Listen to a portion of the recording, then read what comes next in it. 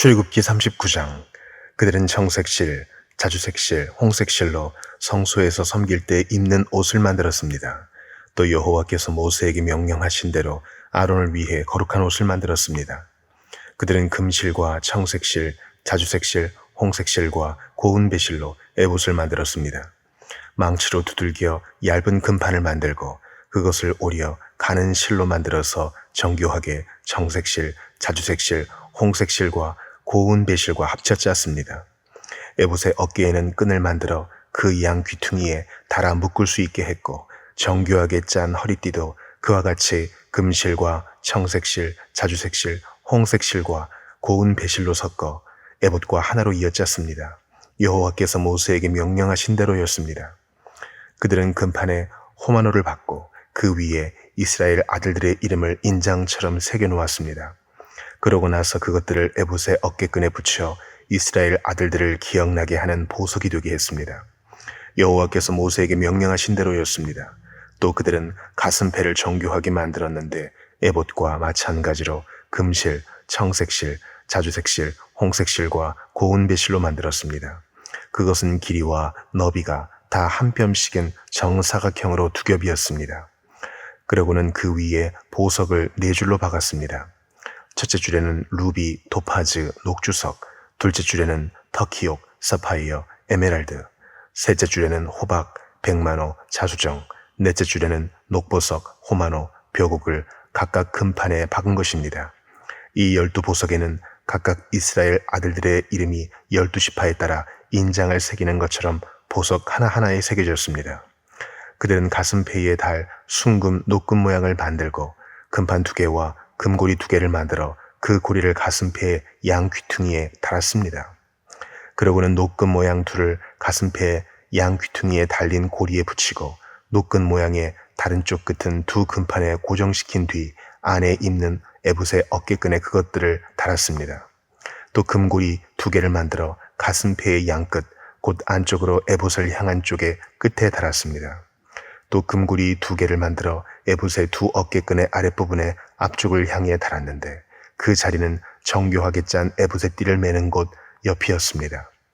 그리고 가슴페의 고리들을 파란색 실로 에봇의 고리들과 함께 묶어서 그것이 정교하게 짠 에봇의 띠에 고정됨으로써 그것으로부터 떨어져 나가지 않게 했습니다.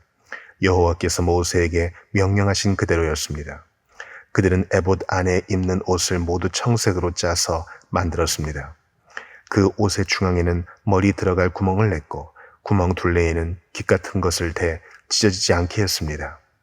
또 옷의 밑단에는 청색실, 자주색실, 홍색실과 고운 배실로 성류를 둘러 달고 또 순금으로 된 종을 만들어 밑단의 성류 사이사이에 달았습니다. 또 겉옷 밑단을 빙 돌아가며 금방울 하나, 성류 하나, 금방울 하나, 성류 하나를 교대로 달아 제사장 일을 할 때 입게 한 것입니다. 여호와께서 모세에게 명령하신 그대로였습니다. 그들은 아론과 그의 아들들이 입을 고운 배실로 안에 입을 옷을 짜 만들고 고운 배실로 관과 모자와 속옷도 짜 만들었습니다. 또 고운 배실, 청색실, 자주색실, 홍색실로 술을 놓아 띠를 만들었습니다. 여호와께서 모세에게 말씀하신 그대로였습니다.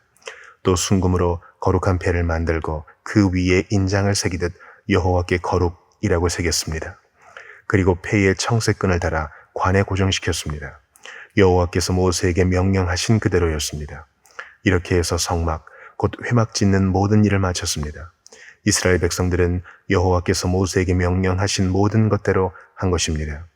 그들은 모세에게 성막을 가져왔습니다. 곧 성막과 그 모든 가구들과 그 갈고리들, 널판, 빗장, 기둥과 받침대, 붉게 물들인 순양 가죽으로 만든 덮개, 해달 가죽 덮개, 가리개, 증거궤와 그 장대, 속죄 덮개, 상과 그 모든 기구들과 진설병, 순금 등잔대와 거기에 얹어 놓은 등잔들과 그 모든 기구들과 등잔유, 금제단, 기름 부음용 기름, 향, 성막문 휘장, 청동 제단과 청동 그물판, 그 장대와 그 모든 기구들, 대야와 그 받침대, 뜰의 휘장과 그 기둥과 받침대, 뜰문의 휘장, 뜰의 노끈과 말뚝, 성막, 곧 회막의 모든 가구들, 성소에서 일할 때 입도록 짠 옷들, 곧 제사장 아론의 거룩한 옷과 그 아들들이 제사장으로 섬길 때 입는 옷들이었습니다. 이스라엘 백성들은 여호와께서 모세에게 명령하신 것대로 모두 행했습니다.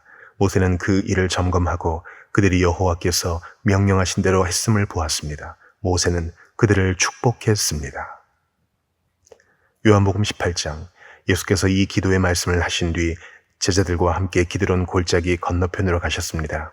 거기에는 동산이 하나 있었는데 예수와 제자들이 그곳으로 들어갔습니다. 그곳은 예수께서 제자들과 가끔 모이던 곳이어서 예수를 배반한 유다도 알고 있었습니다.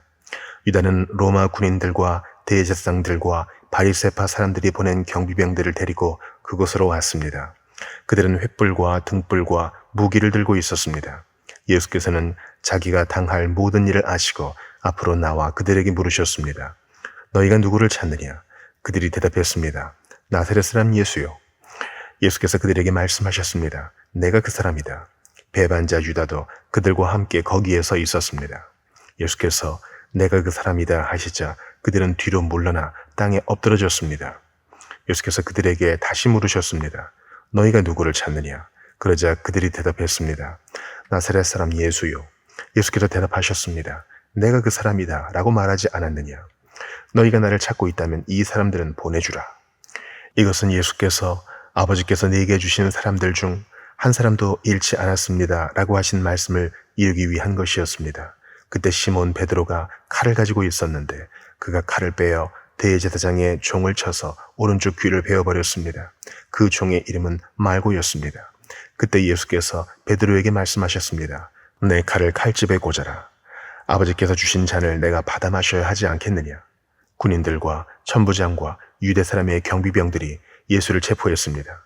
그들은 예수를 묶어서 먼저 그 해에 대제사장 가야바의 장인인 안나스에게로 끌고 갔습니다. 가야바는 전에 한 사람이 백성들을 위해 죽는 것이 유익하다라고 유대 사람들에게 조언했던 바로 그 사람입니다. 시몬 베드로와 또 다른 제자 한 사람이 예수를 따라갔습니다. 이 제자는 대제사장과 아는 사이였기 때문에 예수와 함께 대제사장 집의 마당 안으로 들어갔습니다. 그러나 베드로는 문 밖에서 기다려야 했습니다. 대제사장과 아는 사이인 그 제자가 나와서 문지기 하녀에게 말해 베드로를 들어오게 했습니다. 문지기 하녀가 베드로에게 물었습니다. 당신도 이 사람의 제자 중 한 사람이지요? 베드로가 대답했습니다. 나는 아니요. 날씨가 추웠기 때문에 종들과 경비병들은 숯불을 피워놓고 둘러서서 불을 쬐고 있었습니다. 베드로도 불을 쬐며 그들과 함께 서 있었습니다. 대제사장은 예수께 그의 제자들과 그의 가르침에 관해 물었습니다. 예수께서 대답하셨습니다. 나는 세상에 드러내놓고 말했다. 나는 언제나 모든 유대 사람들이 모여있는 회당이나 성전에서 가르쳤고 숨어서 말하는 것이 아무것도 없다. 그런데 왜 나를 신문하는 것이냐? 내가 무슨 말을 했는지 내 말을 들은 사람들에게 물어보아라. 그들이 내가 한 말을 알고 있다. 예수께서 이렇게 말씀하시자 가까이 있던 경비병 중 하나가 예수의 얼굴을 치며 말했습니다. 내가 대제사장에게 이런 식으로 말해도 되느냐? 예수께서 그에게 대답하셨습니다. 내가 잘못 말한 것이 있다면 그 잘못한 증거를 대보아라. 그러나 내가 옳은 말을 했다면 어째서 나를 치느냐? 그러자 안나스는 예수를 묶은 그대로 대제사장 가야바에게 보냈습니다. 시몬 베드로는 서서 불을 쬐고 있었습니다. 그때 사람들이 물었습니다. 당신도 예수의 제자 중 한 사람이지요? 베드로는 부인하며 말했습니다. 나는 아니요. 대제사장의 하인들 중 한 사람이 거기 있었는데 그 사람은 베드로가 귀를 벤 사람의 친척이었습니다. 당신이 동산에서 예수와 함께 있는 것을 내가 보지 않았소. 베드로는 다시 부인했습니다. 그러자 곧 닭이 울었습니다. 그때 유대 사람들이 예수를 가야바의 집에서 로마 총독의 관저로 끌고 갔습니다. 때는 이른 아침이었습니다. 유대 사람들은 몸을 더럽히지 않고 유월절 음식을 먹기 위해 관저 안에는 들어가지 않았습니다. 빌라도가 밖으로 나와 그들에게 물었습니다. 너희는 이 사람을 무슨 일로 고소하려는 것이냐? 그들이 대답했습니다. 이 사람이 범죄자가 아니라면 총독님께 넘기지도 않았을 것입니다. 빌라도가 말했습니다. 이 사람을 데리고 가서 너희들의 법에 따라 재판하라. 유대 사람들이 빌라도에게 대답했습니다. 우리는 사람을 죽일 권한이 없습니다. 이는 예수께서 자기가 당할 죽음에 대해 이야기하신 그 말씀을 이루려는 것이었습니다. 그러자 빌라도는 다시 관저로 들어가 예수를 불러다 물었습니다. 내가 유대 사람들의 왕이냐? 예수께서 대답하셨습니다. 내가 하는 그 말은 내 생각에서 나온 말이냐? 아니면 나에 대해 다른 사람들이 말해준 것이냐? 빌라도가 대답했습니다. 내가 유대 사람이냐? 내 동족과 대제사장들이 너를 내게 넘겼다. 내가 저지른 일이 대체 무엇이냐? 예수께서 말씀하셨습니다. 내 나라는 이 세상에 속한 것이 아니다. 만일 내 나라가 이 세상에 속한 것이라면 내 종들이 싸워 유대 사람들이 나를 체포하지 못하도록 막았을 것이다. 그러나 내 나라는 지금 여기에 속한 것이 아니다. 빌라도가 말했습니다. 그러면 내가 왕이란 말이냐? 예수께서 대답하셨습니다. 내 말대로 나는 왕이다. 나는 진리를 증거하려고 태어났으며 진리를 증거하려고 이 세상에 왔다. 누구든지 진리에 속한 사람은 내 말을 듣는다. 빌라도가 물었습니다. 진리가 무엇이냐? 빌라도는 이 말을 하고 다시 유대 사람들에게 나가 말했습니다. 나는 이 사람에게서 아무 죄도 찾지 못했다. 6월절에는 내가 죄수 한 사람을 놓아주는 관례가 있는데 너희들을 위해 유대 사람의 왕을 놓아주는 것이 어떻겠느냐? 그러자 그들이 다시 소리쳤습니다. 그 사람이 아닙니다. 바라바를 놓아주십시오. 바라바는 강도였습니다. 잠언 15장. 온유한 대답은 진노를 가라앉히지만 과격한 말은 분노를 일으킨다. 지혜로운 사람의 혀는 지식을 바르게 사용하지만 어리석은 사람의 입은 어리석음을 쏟아낸다. 여호와의 눈은 어디든지 있어 악인과 선인을 지켜보신다. 따뜻한 말은 생명나무와 같지만 가시돋친 말은 영혼을 상하게 한다. 어리석은 사람은 아버지의 훈계를 무시하지만 현명한 사람은 꾸지람을 받아들인다. 의인의 집에는 재물이 많이 쌓이지만 악인의 소득은 고통을 가져온다. 지혜로운 사람의 입술은 지식을 퍼뜨리지만 어리석은 사람의 마음은 그렇지 않다. 악인의 제사는 여호와께서 싫어하시지만 정직한 사람의 기도는 기뻐하신다. 악인의 길은 여호와께서 싫어하시지만 의를 따르는 사람들은 사랑하신다. 옳은 길을 저버리는 사람에게는 엄한 징계가 있고 꾸지람을 싫어하는 사람은 죽게 될 것이다. 지옥과 멸망도 여호와 앞에서 드러나는데 하물며 사람의 마음이야 더욱 그렇지 않겠느냐. 거만한 사람은 자기를 꾸짖는 사람을 좋아하지 않으며 지혜로운 사람에게 가지도 않는다. 행복한 마음은 얼굴에 환히 드러나지만 마음이 상하면 영혼도 상하게 마련이다. 지각 있는 마음은 지식을 구하지만 어리석은 사람의 입은 어리석음을 즐긴다. 고통받는 사람에게는 모든 날이 다 불행하지만 마음이 깊은 사람에게는 매일이 잔칫날이다. 재산이 부족한 듯해도 여호와를 경외하는 것이 큰 재물 때문에 고민하며 사는 것보다 낫다. 사랑이 있는 곳에서 풀을 먹으며 사는 것이 서로 미워하면서 살찐 송아지를 먹는 것보다 낫다. 화를 쉽게 내는 사람은 다툼을 일으키지만 화를 천천히 내는 사람은 마음을 가라앉혀준다. 게으른 비행의 길은 가시던 물로 막혀 있는 것 같지만 의인의 길은 평탄하다. 지혜로운 아들은 아버지에게 기쁨을 선사하지만 어리석은 사람은 어머니를 무시한다. 지혜를 멸시하는 사람은 어리석음을 기뻐하지만 지각 있는 사람은 옳은 길로 걷는다. 의견을 수렴하지 않으면 계획은 무산되지만 좋은 자가 많으면 그 일은 성공한다. 적절한 대답은 사람을 기쁘게 하니 때맞춰 하는 말이 얼마나 좋은지. 지혜로운 사람이 가는 생명의 길은 위쪽으로 나 있어서 그가 아래쪽에 있는 지옥의 길을 벗어나게 한다. 교만한 사람의 집은 여호와께서 허무시지만 과부가 사는 곳의 경계선은 튼튼히 세워주신다. 악인의 생각은 여호와께서 싫어하시지만 순결한 사람의 말은 기뻐하신다.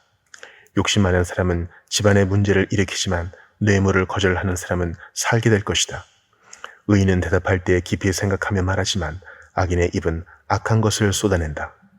여호와께서는 악인을 멀리하시지만 의인의 기도는 들으신다. 밝은 얼굴은 사람을 기쁘게 하고 좋은 소식은 사람을 낫게 한다. 생명을 살리는 꾸지람에 귀 기울이는 사람은 지혜로운 사람들 가운데 있다. 훈계를 싫어하는 사람은 자기 영혼을 가볍게 여기지만 꾸지람을 듣는 사람은 깨달음을 얻는다. 여호와를 경외하는 것이 지혜 있는 훈계며 겸손함이 있어야 영광이 따른다. 빌립보서 2장. 그러므로 그리스도 안에 무슨 격려나 사랑에 무슨 위로나 성령에 무슨 교제나 무슨 자비와 긍휼이 있거든 같은 생각을 품고 같은 사랑을 나타내며 한 마음으로 같은 것을 생각함으로 내 기쁨을 충만하게 하십시오. 무엇을 하든지 이기심이나 허영으로 하지 말고 서로 겸손한 마음으로 다른 사람들을 자기보다 낫게 여기십시오. 여러분은 각자 자기 자신의 일을 돌아볼 뿐더러 다른 사람의 일도 돌아보십시오. 여러분 안에 이 마음을 품으십시오. 이것은 그리스도 예수 안에 있던 마음이기도 합니다. 그분은 본래 하나님의 본체셨으나 하나님과 동등됨을 기득권으로 여기지 않으시고 오히려 자신을 비워 종의 형체를 가져 사람의 모양이 되셨습니다. 그리고 그분은 자신을 낮춰 죽기까지 순종하셨으니 곧 십자가에 달려 죽으신 것입니다. 그러므로 하나님께서는 그를 지극히 높여 모든 이름 위에 뛰어난 이름을 주셨습니다.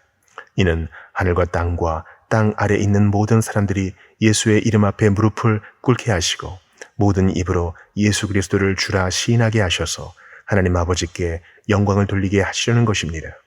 그러므로 내 사랑하는 사람들이여, 여러분이 항상 순종했던 것처럼 내가 여러분과 함께 있을 때뿐 아니라 지금 내가 없을 때도 두렵고 떨리는 마음으로 여러분의 구원을 이루십시오. 여러분 안에서 하나님의 기쁘신 뜻에 따라 결단하게 하시고 행동하게 하시는 분은 하나님이시기 때문입니다. 무슨 일을 하든지 여러분은 불평이나 분쟁 없이 하십시오. 이는 여러분이 흠없고 순전한 사람들이 돼 뒤틀리고 타락한 세대 가운데에서 책망받을 것이 없는 하나님의 자녀들로서 세상에서 하늘의 별들처럼 빛나게 하려는 것입니다. 생명의 말씀을 꼭 붙들어 그리스도의 날에 내게 자랑이 되게 하십시오.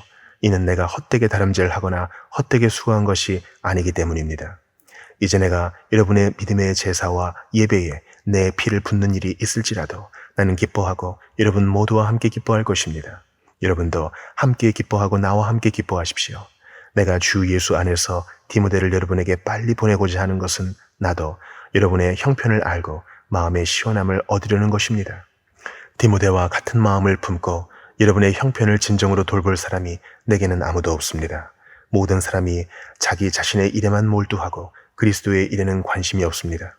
여러분은 디모데의 연단을 알고 있습니다. 자녀가 아버지에게 하듯이 그는 복음을 위해 나를 섬겼습니다.